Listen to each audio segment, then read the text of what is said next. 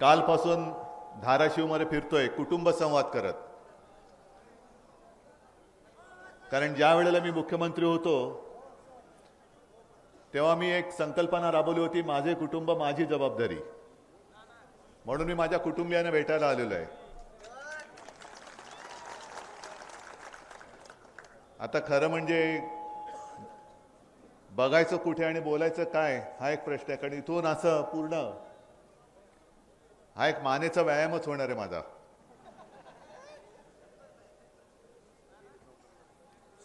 माझे कुटुंब माझी जबाबदारी संकल्पना मी राबवली होती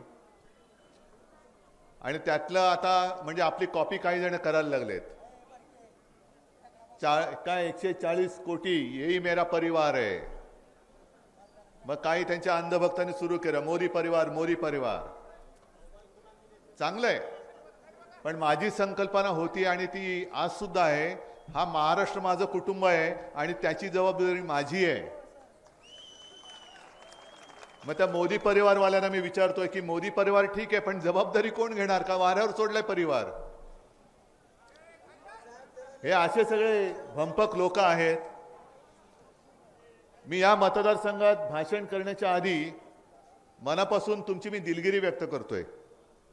का उशिरा आलो म्हणून तर आहेच, पण गेल्या वेळेला वाघाला उमेदवारी द्यायच्याऐवजी खेकड्याला उमेदवारी दिली, म्हणून मी दिलगिरी व्यक्त करतो. आणि आता संजय आपण बोलताना मी जे बोललो अयोग्य मंत्री, मी मुख्यमंत्री होतो तेव्हा या माणसाला मंत्री केला नव्हता. याचं कारण असं की धरण फुटल्यानंतर जो माणूस खेकड्याने धरण फोडलं म्हणून स्वतःची जबाबदारी झटकतो तो मंत्री होण्याच्या लायकीचाच नाहीये. आणि म्हणून मी मुख्यमंत्री होतो तरी मंत्री केलेलं नव्हतं, करणारही नव्हतो. पण या खेकड्याने धरण तर फोडलंच, पण आपली शिवसेना फोडण्याचा प्रयत्न केला. पण त्याला कल्पना नाहीये शेवटी खेकडा आणि वाघामध्ये काय फरक असतो. खेकड्याची नांगी कशी ठेचायची ते या मर्द वाघांना पूर्ण माहिती आहे. पण याची चाल ही अशीच वाकडी वाकडी वाकडी वाकडी वाकडी वाकडी अशीच वाकडी जाणार. जाऊ रे, त्या वाकडं चालून त्याला जिकडे जायचंय. म्हणजे जे शिवसेना प्रमुख आपल्याला सांगत होते की जो कर्माने मरणार आहे त्याला धर्माने मारू नका, आपला धर्म हा पवित्र आहे, धर्म मोठा आहे. हे अशी नालायक माणसं त्यांच्या कर्मानेच मरणार आहेत, ते मरू द्या. आज हा जो मतदारसंघ आहे एका गोष्टीचा मला नक्कीच अभिमान आहे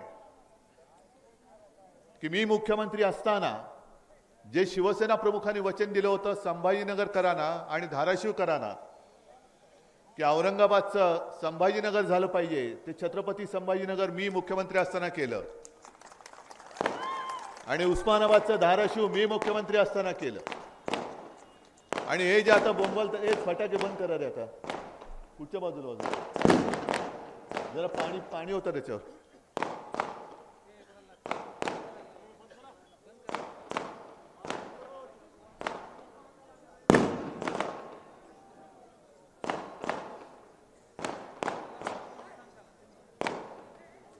जर ते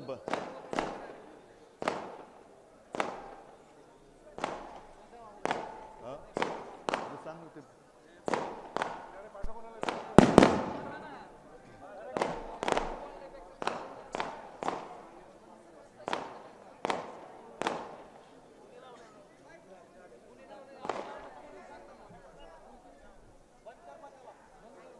ठीक आहे.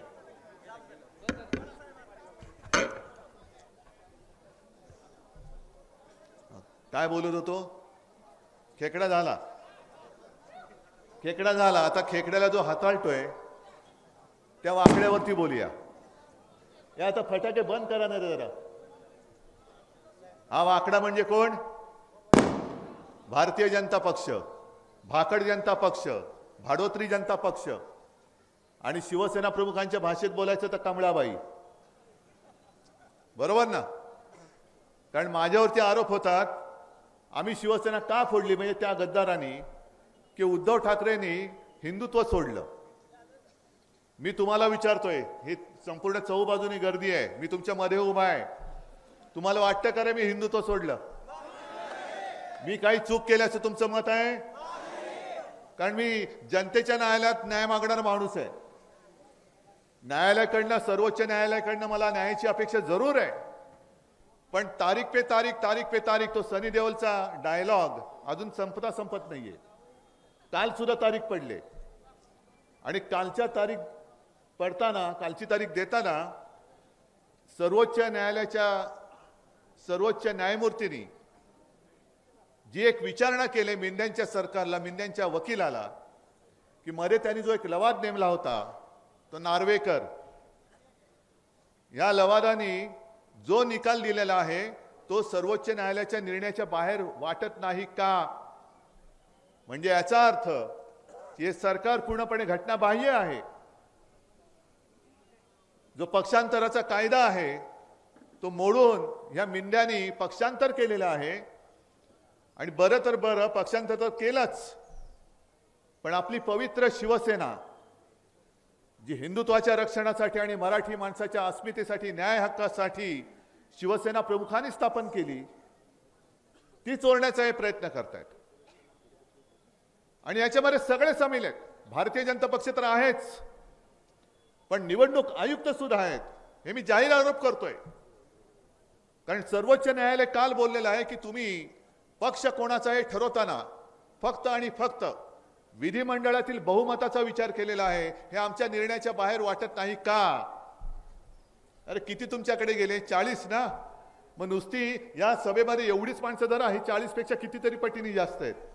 त्या गच्चीत उभी असलेली माणसं बघा, ती 40 पेक्षा जास्त आहेत.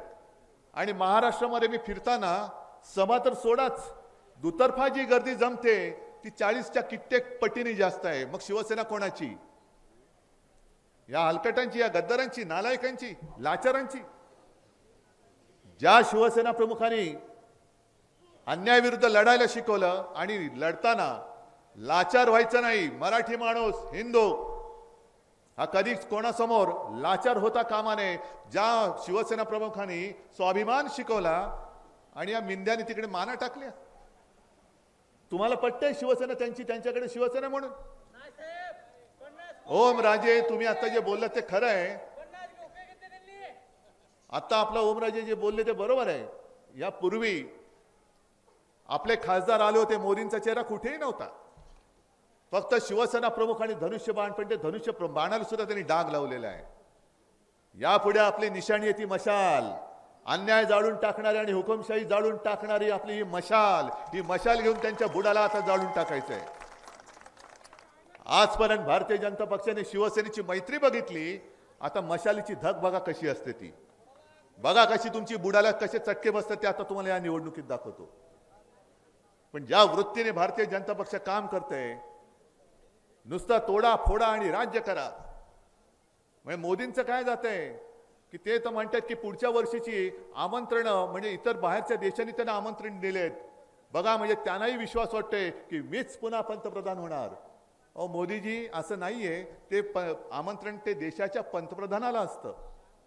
उद्या इंडिया आघाडीचा पंतप्रधान जो बसणार आहे, ते आज आलेले आमंत्रण हे त्यावेळेला तो जाणार आहे तिकडे, कारण देशाचा पंतप्रधान आमच्या इंडिया आघाडीचा असणार आहे. जसं मी मुख्यमंत्री असताना मी राजीनामा देण्याच्या आधी सुद्धा पुढच्या महिन्याचे आमंत्रण मला येत होते ना. मग हे गेले दाढी खाजवत, मी काय करू शकतो त्याला? पण हा जो एक भ्रम निर्माण केलेला आहे की मीच येणार, मग तुम्ही येणार म्हणताय तर शिवसेना का लागली फोडायला तुम्हाला? बरं, तुम्हीच येणार म्हणताय तर अजित पवार का लागले तुम्हाला? बरं, तुम्ही येणार म्हणताय तर अशोक चव्हाण का लागले तुम्हाला? आणि कशी गोळाबेरीज होते बघा, कशी गोळाबेरीज होते. अरे गेली 25-30 वर्ष ही सगळी मर्द आणि शिवसैनिक, अख्खी शिवसेना माझ्या सकट गेल्या निवडणुकीत लोकसभेत सुद्धा मी ओमराजेचा प्रचार केला होता का? तो मोदींना पंतप्रधान तेव्हा करायचा होता, आता नाही. आता ओमराजेचा करतोय तो माझ्या इंडिया आघाडीसाठी आणि माझ्या देशाची लोकशाही वाचवण्यासाठी करतोय मी. पण त्यावेळेला सगळ्यांना घेतलं होतं बरोबर. तेव्हाची एनडीए जी होती, अख्खेच्या अख्खे पक्ष होते. आता हे तुकडे तोडून गोधडी तयार केले आणि त्या ठिगळ लावलेल्या गोधडीला तुम्ही तुमचं एनडीए म्हणताय. आणि ज्या पद्धतीने तुम्ही माणसं गोळा करताय म्हणजे काय होतंय, मोदी गॅरंटी. कसली गॅरंटी मोदींची? तुम्ही किती कोटीचा घोटाळा केला? 5 कोटी. चल हट बाजूला जा. तुम्ही किती केला? 25 कोटी. किती केला? 50. हा जरा इकडे. तू किती केला? 100. हा जरा थोडं इकडे. 500. जरा जवळ. 70,000 कोटी. अरे बाबा ये तुला उपमुख्यमंत्री करतो. पण एवढ्यावरती थांबत नाहीये. तुम्ही विचार करा, 70,000 कोटीचा घोटाळा केल्याचा आरोप केलेला माणूस हे स्वतःच्या बाजूला बसवतात, उपमुख्यमंत्री करतात. मग 70,000 कोटीचा घोटाळा केलेला उपमुख्यमंत्री होत असेल तर मुख्यमंत्र्याचा घोटाळा किती असेल? काय हिशोब लावू शकताय? किती असू शकेल? किती असू शकेल? मी सगळी अशी भ्रष्ट माणसं. आणि योगायोग आहे का हा की मोदींनी 70,000 कोटीच्या घोटाळ्याचा उल्लेख केल्यानंतर 4 दिवसामध्ये अजितदादा टोनटन उडी मारून इकडनं तिकडे जाऊन बसले. निर्मला सीतारामन बाईंनी लोकसभेमध्ये आदर्श घोटाळ्याचा उल्लेख केल्यानंतर म्हणजे संजय राऊतना विचारा, महाविकास आघाडीची जी चर्चा चालू होती तेव्हा हेच अशोकराव आमच्याबरोबर म्हणजे आपल्याबरोबर भांडत होते, खेचाखेची करत होते. नाही नाही नाही, ही जागा पाहिजे, ती जागा पाहिजे. आम्हाला वाटलंच नाही असे जातील, आम्हाला कोणालाच वाटलं नव्हतं. पण गेले अशोकराव. आदर्श घोटाळ्याचा उल्लेख केल्याबरोबर अशोकराव तिकडे गेले. म्हणजे सगळी भ्रष्ट माणसं तुम्ही गोळा करताय आणि वरती हिंदुत्वाचा टेंबा मिरवताय. मोदीजी कृपा करून तुम्ही एकतर भ्रष्टत्व का मिळवावा असं जे आहे ना, आणि भाजपा पक्ष वाढवावा ते तुमचं तुम्ही करा. पण तुमच्या सत्तेच्या हव्यासापायी भ्रष्ट लोक एकत्र घेऊन हिंदुत्व बदनाम करू नका. तुम्ही हिंदुत्वाला डाग लावताय, तुम्ही हिंदुत्वाला कलंक लावताय. संपूर्ण देशात नव्हे तर जगामध्ये हिंदुत्वाची ओळख तुम्ही भ्रष्ट माणसाचा पक्ष अशी करून देता आहात. काहीतरी थोडी तरी किंमत किंवा थोडा तरी विचार तुम्ही करा की तुमच्या खुर्चीच्या हव्यासापायी तुम्ही माझं हिंदुत्व बदनाम करताय आणि माझा भारत देश, माझा हिंदुस्थान तुम्ही बदनाम करून टाकता. हे आमचं हिंदुत्व नाहीये. हे आमचं हिंदुत्व नाहीये. बरं, आरोप करणारे तुम्हीच होतात.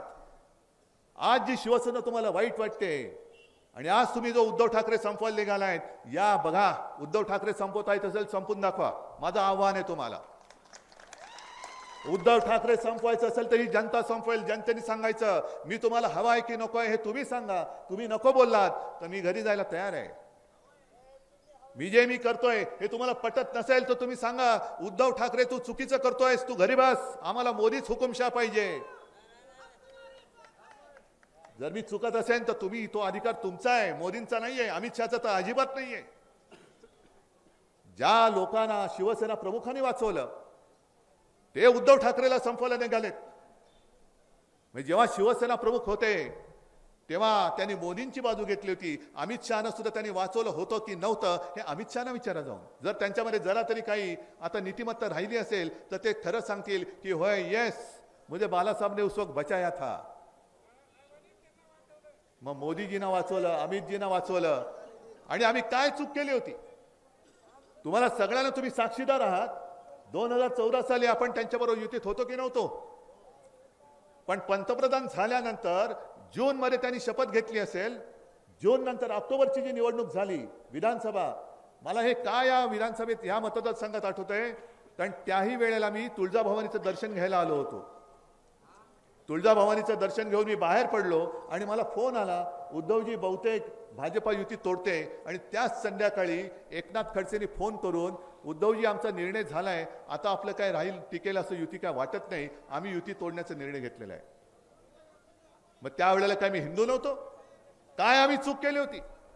आणि मग माझा प्रश्न संपूर्ण महाराष्ट्राला आहे, काय तुम्हाला काय वाटतं की मी चूक केली का भाजपने चूक केलेली आहे? गुन्हा कोणी केलेला आहे? आणि आत्ताची जी भाजप आहे, म्हणजे मी कालच्या सभेमध्ये बोललो तेच आता पुन्हा बोलतोय, कारण 4 दिवस मी तेच बोलतोय पण अजूनही त्याच्यावरती कोणी उत्तर देत नाहीये.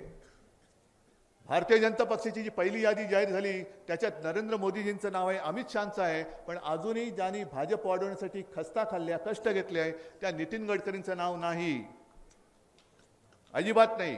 कृपाशंकर सिंहाचं नाव आहे, बेहिशोबी संपत्ती गोळा केली म्हणून. मग मला तेच विचारायचं, इकडे सुद्धा काही भाजपची लोक आली असतील, काही चॅनलवरनं बघत असतील, RSSची लोक आले असतील, काही चॅनलवरनं बघत असतील. मग त्यांना सांगतोय की तुम्ही कशाला मेहनत करताय? कशाला तुम्ही घरदार कुटुंब सोडून कोणाला वाढवतात तुम्ही? कारण मेहनत तुम्ही करताय आणि तुमच्या उरावरती बसतायत ते उपरे बसतायत, बाजार बुणगे बसतायत, भ्रष्ट माणसं बसतायत. खास करून मी RSSला विचारतोय की हे तुमचं जे आता हिंदुत्व आहे भाजपचं, हे हिंदुत्व तुम्हाला मान्य आहे काय? की भ्रष्ट माणसांना बोलवायचं मेहनत तुम्ही करताय, RSS करते, भाजपचे कार्यकर्ते करतायत आणि डोक्यावरती वरून दुसरी माणसं आणून बसवत आहेत. तिकडे आसाममध्ये तो बिस्वा बसवलेला आहे, इकडे मिंदे बसवला आहे, अजितदादा बसवलेला आहे, अशोक चव्हाण बसवलेले आहेत. आणि हे तर सोडूनच द्या, आणखीन एक माणूस असा घेतलाय, तुम्हाला त्याचं नाव पण माहिती नसेल, प्रशांत कुमार जगदेव. नाव माहितीये? आणि इकडे ती बातमीच येणार नाही, ही माहितीच बातमीच येणार नाही. पण प्रशांत कुमार जगदेव हा ओरिसातला माणूस, नवीन पटनायक यांच्या पार्टीमधला. त्यांनी गेल्या दीड वर्षापूर्वी भाजपच्या कार्यकर्त्यांच्या अंगावरती गाडी घातली जोरामध्ये. 15-20 कार्यकर्ते जखमी झाले, एक पोलीस ऑफिसर जखमी झाला. आणि हा उद्दामपणा केला म्हणून नवीन पटनायकनी त्याला पार्टीतून काढून टाकलं की तू भाजपच्या का असेना पण माणसांवरती गाडी घातलीस, ही वृत्ती माझ्या पक्षात चालणार नाही, गेट आउट. हे नवीन पटनायकनी केलं. आणि भारतीय जनता पक्षाने ज्यांनी कार्यकर्त्याने चिरडलं त्या जगदेवला पक्षात घेऊन मला असं वाटतं त्याला उमेदवारी पण दिलेली आहे. हा भारतीय जनता पक्ष मेहनत करणाऱ्या भारतीय जनता पक्षाच्या कार्यकर्त्यांना मान्य आहे काय? राष्ट्रीय स्वयंसेवक संघाच्या कार्यकर्त्यांना आणि मोहन भागवत यांना सुद्धा हा उचलेगिरी करणारा पक्ष मान्य आहे काय? मोहन भागवतजी, तुम्ही एकदा जसं तुम्ही सांगता ना की सगळे मुस्लिम त्यांचे पूर्वज हिंदूच होते, तसं तुम्ही सांगा की सगळे भ्रष्ट माणसं आहेत त्यांचे सगळे पूर्वज हे RSSचेच कार्यकर्ते होते. सांगून टाका एकदा मोकळं करून टाका, म्हणजे कोणी बोलणार नाही तुमच्यावरती. बरं, वापरून कसं फेकून देतात हे तर तुम्ही पाहिलात. मध्य प्रदेशमध्ये ज्योतिरादित्य सिंधिया तुम्हाला माहिती आहे ना, आता त्याला मंत्री केलं. म्हणजे आता मध्ये त्यांनी काँग्रेसमधनं फोडून भाजपात घेतलं, त्यानं मंत्री केलं आणि उमेदवारी सुद्धा दिली लोकसभेची. कुठल्या जागेची उमेदवारी दिली तुम्हाला कल्पना आहे? ज्या निवडणुकीमध्ये गेल्या निवडणुकीमध्ये 2019ला ज्योतिरादित्य सिंधियाला पाडायचा म्हणून काँग्रेसमधनं एक कार्यकर्ता घेतला, त्यांनी ज्योतिरादित्यचा पराभव केला, त्याचं तिकीट कापून त्याच्या डोक्यावरती ज्योतिरादित्य बसवला. मग कोणता पक्ष, काय हिंदुत्व, कोणत्या दिशेने तुम्ही चाललेला आहात? आणि निवडणूक आल्यानंतर मोदी परिवार हे सगळे बसलेत शेतकरी आहेत का इकडे? जरा हात असेल तर हात वर करा ना. आहेत ना? मग तुम्हाला पीक विम्याचे पैसे मिळालेत? मोदी परिवारमध्ये तुम्ही नाही आहात? अरे हो की नाही? मग मोदी परिवार जर असेल तर माझ्या महाराष्ट्रातल्या शेतकऱ्याला पीक विम्याचे पैसे का मिळत नाही? मोदी परिवार जर तुम्ही म्हणता तर माझ्या शेतकऱ्याच्या पिकाला हमी भाव तुम्ही का देत नाही? मोदी परिवार तुम्ही म्हणता तर तुम्हाला जे आता ओमराजेंनी सांगितलं ते सोयाबीनचं गणित तुम्ही माझ्या शेतकऱ्याचं का सोडवत नाही? पण 2014ला त्यांनी सांगितलं होतं ते त्यांचे काढा. म्हणजे शिवसेना देते तो वचननामा असतो आणि भाजपा देते तो थापानामा असतो. सगळे जुमले. 2014 साली त्यांनी सांगितलं होतं की जर समजा तुम्ही सोयाबीन पिकवणारे शेतकरी असाल तर एकराप्रमाणे तुमच्या सोयाबीनला किती उत्पादन खर्च आला त्याच्यामध्ये 50% अधिक आम्ही रक्कम जमा करू आणि मग जो आकडा येईल ती हमी भावाची रक्कम आम्ही तुम्हाला देऊ. मग ही रक्कम देण्याची जी काय हमी दिली होती ही मोदी गॅरंटी नव्हती?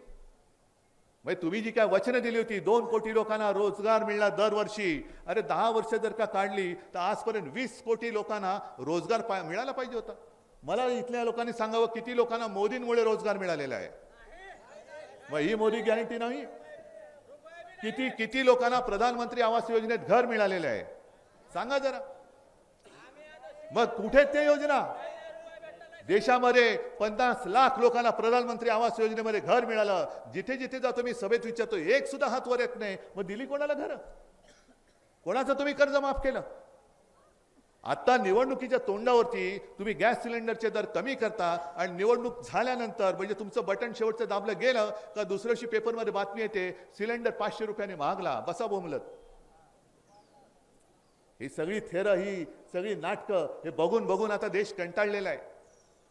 आज देशाला आम्हाला तेव्हा वाटत होतं की देशाला एक मजबूत सरकार पाहिजे म्हणून आम्ही भाजपच्या सोबत होतो, म्हणून आम्ही मोदीजींना पाठिंबा दिला होता. पण यांच्या नुसते आपकी बार इसके इतने पार, आपकी बार उतने पार. अरे काय तुमचं फक्त तुमची खाजून घ्यायला म्हणून तुम्हाला प्रधानमंत्री पद पाहिजे. माझ्या शेतकऱ्याच्या घरामध्ये आज काय आहे, शेतकऱ्याचा आक्रोश तुम्ही ऐकत नाही आहात. मागे जेव्हा मी संपूर्ण राज्यामध्ये फिरत होतो देता की जाता, तेव्हा माझ्यावरती टीका केली जात होती. मी सांगत होतो कर्जमुक्त करा, तेव्हा माझ्यावरती टीका केली. अगदी पवार साहेब आपल्या विरोधात होते, त्यांनी सुद्धा केली होती. उद्धव ठाकरेला काय कळतंय शेतीतलं. आणि तेव्हा मी बोललो होतो मला शेतीतलं कळत नाही, मला कळून घ्यायचंही नाही, कारण मला फक्त शेतकऱ्याच्या डोळ्यातले अश्रू दिसतात, ते अश्रू पुसणं एवढंच मला कळतं. आणि मी मुख्यमंत्री झाल्यानंतर तुमच्यापैकी एकाने तरी कर्जमुक्तीची मागणी केली होती का? पण मी नागपूरचं जे पहिलं अधिवेशन झालं आणि माझ्या काळामध्ये मी मुख्यमंत्री म्हणून नागपूरचं एकच अधिवेशन झालेलं जे पूर्ण होतं, त्या अधिवेशनात कोणी मागणी न करता स्वतःहून 2 लाखापर्यंत पीक कर्ज मी माफ केलं होतं की नव्हतं तुम्ही मला सांगा. आणि तुम्हाला त्याचा लाभ मिळाला होता की नाही ते सुद्धा सांगा. आणि त्याच्या आधीची जी भाजपची जी कर्जमुक्ती होती, छत्रपती शिवाजी महाराज, तेव्हा आम्ही सुद्धा त्यांच्याबरोबर त्या सरकारमध्ये होतो, त्याच्यापैकी किती तुम्हाला पैसे मिळाले होते, ती कर्ज माफी मिळाली होती का मी केलेली मिळाली होती, उघडपणाने सांगा. त्यांनी केलेली कर्जमुक्ती जी होती त्याच्यामध्ये जो अर्ज होता ते भरताना दमछाक होत होती का मी केलेल्या कर्जमुक्तीच्या फॉर्म भरताना दमछाक होती ती, हे सुद्धा सांगून टाका. मग मला काही अनुभव नसताना जर मी हे करू शकलो, कोरोनासारखं संकट तुमच्या सगळ्यांच्या साथीने सोबतीने मी जे सांगितलं, तुम्ही मला कुटुंबातील आपला मानून माझं तुम्ही ऐकलत म्हणून महाराष्ट्र वाचला. माझं कर्तृत्व नाही, हे तुमचं सहकार्य, त्याचंही कौतुक आहे. आणि खरंच जगामध्ये अशी जनता कुठेही मिळणार नाही जे भाग्य मला लाभलं की जे मी सांगितलं ते तुम्ही ऐकलात. घराबाहेर पडू नका, तुम्ही नाही पडलात. मास्क लावा, तुम्ही मास्क लावला. दुकानं बंद ठेवा, दुकानं बंद ठेवली. ऑफिसमध्ये जाऊ नका, ऑफिसमध्ये नाही गेलात. आणि कुठेही तुम्ही त्याच्याबद्दल राग व्यक्त केला नाहीत, कुठेही तुम्ही रस्त्यावरती उतरला नाहीत, कुठेही तुम्ही असंतोष व्यक्त केला नाही. उद्धव ठाकरे सांगतोय, हा आपला कुटुंबातला आहे, हा सांगतोय ते आपण काय केलं पाहिजे म्हणून जशी गुजरातमध्ये परिस्थिती झाली, जशी उत्तर प्रदेशमध्ये झाली, तशी आपल्या महाराष्ट्रामध्ये परिस्थिती झाली नाही. ह्याचं कारण तुमचं आणि केवळ तुमचं सहकार्य, म्हणून तेच घडू शकलं. पण कोरोना काळात देखील संपूर्ण अर्थचक्र बंद असताना जी अर्थव्यवस्था आपल्या खांद्यावरती मजबूतपणाने सावरली होती ती माझ्या अन्नदात्या शेतकऱ्यांनी सावरली होती. तो मात्र घरामध्ये बसला नव्हता, तो शेतात काम करत होता. म्हणून अन्नधान्याचा तुटवडा आपल्याला जाणवला नाही आणि आपली आर्थिक परिस्थिती सुद्धा ही व्यवस्थित राहिली होती. मग शेतकरी काय मागतोय त्याचा न ऐकता त्या उत्तरेत जो शेतकरी उतरलाय त्याच्यावरती बंदुका रोखल्या जात आहेत, अश्रुधूर सोडला जातोय, त्याच्या मार्गात खेळे टाकले जात आहेत, त्याच्या मार्गामध्ये तारीची कुंपणे टाकली जात आहेत. शेतकऱ्यावरती बंदूक रोखणारं नालायक सरकार शेतकऱ्याच्या मालाला कधी हमीभाव देऊ शकेल काय वाटते तुम्हाला? पण उत्तरेतला शेतकरी आणि माझ्या महाराष्ट्रातला शेतकरी याच्यामध्ये फरक आहे. उत्तरेतला शेतकरी एका तिरीमिरीने रस्त्यावरती उतरलेला आहे, पण माझा महाराष्ट्रातला शेतकरी हा भाबडा आहे, भोळा आहे, साधा आहे. कर्ज भरलं गेलं नाही कारण उत्पन्नच नाही काही, म्हणून जप्तीची नोटीस जर दारावर लागली तर गावामध्ये तोंड दाखवायचं कसं, म्हणून गपगुमान बिचारा आत्महत्या करून मोकळा होतो. कशाला आत्महत्या करताय? अरे तुमची ताकद तुम्हाला कळत नाहीये. उत्तरेतला शेतकरी रस्त्यावर उतरल्यानंतर 1.5-2 वर्षापूर्वी मोदी सरकारला त्यांनी झुकायला लावलं होतं. अगदी मोदी सरकारला सुद्धा त्यांनी गुडघ्यावरती आणलं होतं. ही शेतकऱ्याची ताकद आहे. आत्महत्या करताय, आत्महत्या नाही करायची. या नालायक सरकारची राजकीय हत्या आता तुम्हाला करावी लागेल. जे सरकार तुमचं ऐकत नाही ते सरकार तुम्हाला पाडावंच लागेल, खाली खेचावंच लागेल. आणि तुमच्या हक्काचं सरकार कोणाचंही असेल, पण शेतकऱ्याचं ऐकणारं सरकार, जोपर्यंत तुम्ही तुमच्यातले सगळे जातपात धर्म भेद गाडून शेतकरी म्हणून एकवटत नाही आणि शेतकरी म्हणून मतदान करत नाही, तोपर्यंत तुमचं मी सोडा पण बाकी कोणी ऐकणार नाही. मी तर तुमचाच आहे. आता जरा ताकदीची भाषा करा. मनगटात तुमचा जो ताकद आहे, जी ताकद आहे, एक गाव 2 तुकडे करण्याची ताकद आहे, ती केंद्र सरकारला त्याची जाणीव होऊ द्या. त्यांना असं वाटतंय की नुसती गुरंढोरं आहेत, कोणी खेकडा दिला तरी चालून जाते, कोणी वेडावाकडं वागलं तरी चालून जाते. जास्तीत जास्त काय करतील? जप्तीची नोटीस लावली तर आत्महत्या करून मोकळे होतील. एक कटकट संपली. नाही, आता हे आत्महत्या करण्याचं अजिबात मनात आणायचं नाही. आता तो दिवस जवळ येतोय. 2014 साली जे मोदीजींनी सांगितलं होतं ती घोषणा आज खरी होते. अच्छे दिन आएंगे, हे मोदी सरकार जाईल आणि अच्छे दिन आने वाले आहे. त्या दिवसाची तयारी करायला लागा तुम्ही. आता अच्छे दिन येणार आहे आणि 2024 हे क्रांतीचं वर्ष आहे. कारण ही लोकशाहीतली क्रांती आहे. लोकसभेची पण निवडणूक होणार आहे आणि विधानसभेची पण निवडणूक होणार आहे. ओमराजेची तर उमेदवारी जाहीर करण्याची गरजच नाहीये.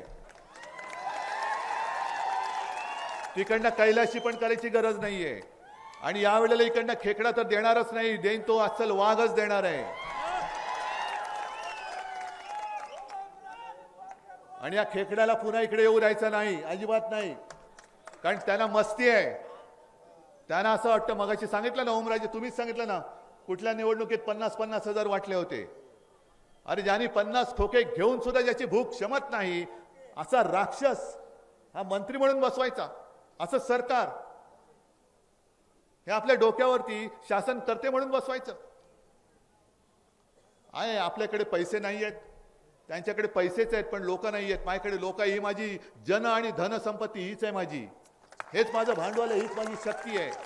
आणि या ताकदीच्या जोरावरच मी कुटुंबाच्या संवादासाठी महाराष्ट्राबाहेर पडलेलो आहे. मी मैदानात उतरलेलो आहे.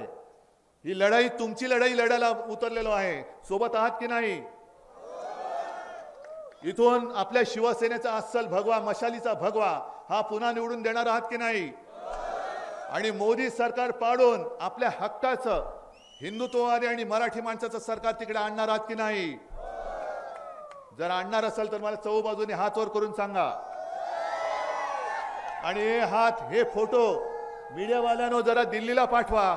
आणि हे हाताची ताकद बघितल्यानंतर मला खात्री आहे मोदी काय अमित शाह काय कोणी इकडे प्रचाराला येणार नाही. आणि कदाचित असंही होईल की ओमराजे आपला बिनविरोध सुद्धा निवडून येईल आणि त्या दिवसाची वाट बघत. एबीपी माझा, उघडा डोळे बघा नीट.